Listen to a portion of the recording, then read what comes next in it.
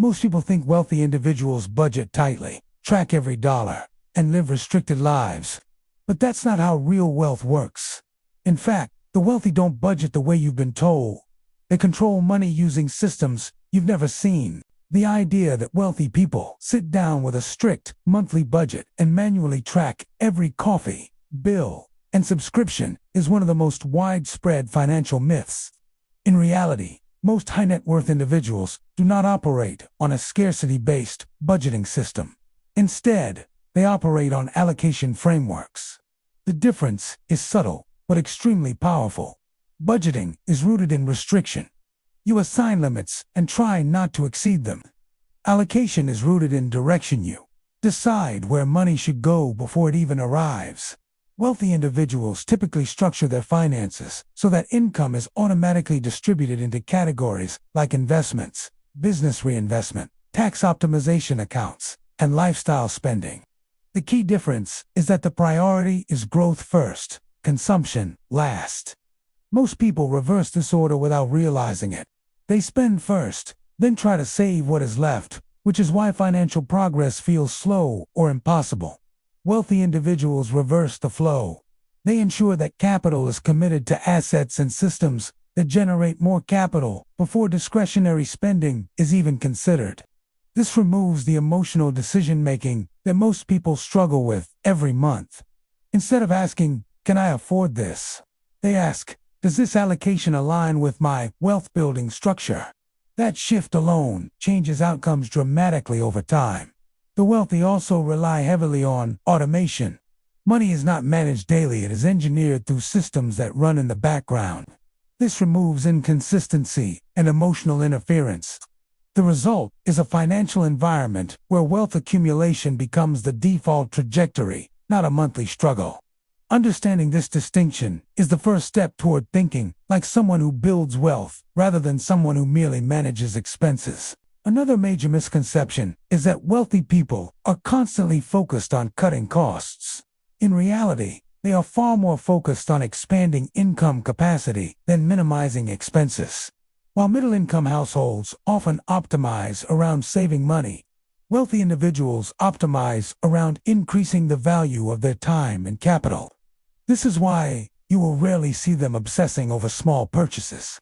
Instead, their attention is directed toward leverage investments, equity positions, scalable businesses, and assets that appreciate or produce cash flow. Budgeting tends to anchor people to a fixed income mindset. It creates a mental ceiling where financial progress is measured in small incremental savings. Wealth builders, however, think in terms of expansion. If an expense improves productivity, generates opportunity, or increases earning capacity, it is often viewed as justified rather than restricted. This does not mean wealthy individuals are careless with money. It means they evaluate money through a different lens. For them, time is more valuable than micro-optimizing expenses. If spending $500 saves 10 hours of labor or unlocks a revenue stream, it is considered a rational decision. This is where the shift becomes important. Traditional budgeting encourages constant monitoring of what leaves your account. Wealth systems focus on what enters it and how to multiply it. This creates a completely different emotional relationship with money. Instead of scarcity and limitation, the mindset becomes strategic expansion. Over time, this approach compounds. Small decisions that prioritize income growth over expense control begin to separate individuals financially. This is one of the core reasons wealth tends to concentrate, because the rules of money management change as income levels increase. Those who continue applying scarcity-based budgeting at higher income levels often find themselves plateauing, while those who transition to allocation and leverage continue scaling upward. At the core of wealthy financial systems is the concept of cash flow prioritization. Instead of viewing money as something to be carefully rationed, it is viewed as a tool that must remain in motion. Idle money is seen as inefficient unless it is strategically positioned in low-risk reserves or actively working in investments. This is a fundamental shift from traditional budgeting psychology, where the primary goal is to ensure nothing is overspent. Wealth systems prioritize velocity and deployment. Every dollar is assigned a job. Some dollars are assigned to appreciation assets, like real estate or equities, others to liquidity reserves, others to business expansion, and only a controlled portion to lifestyle consumption. This system removes randomness. Nothing is left to emotional spending decisions in real time. Another key difference is how risk is evaluated. In budgeting systems, risk is often viewed as loss avoidance. In wealth systems, risk is evaluated through opportunity costs. Not investing, not expanding, or not leveraging capital is often considered the bigger risk. This perspective is what leads to strategic debt usage, equity financing, and reinvestment loops that accelerate growth. Wealthy individuals also tend to think in multi-year cycles rather than monthly cycles. Budgeting is typically monthly or weekly in structure, which encourages short-term thinking. Wealth systems operate on 5, 10, or even 20-year horizons. This long-term orientation reduces emotional reactions to short-term fluctuations. Instead of reacting to every expense or market movement, decisions are evaluated based on long-term trajectory. This removes much of the stress associated with money management.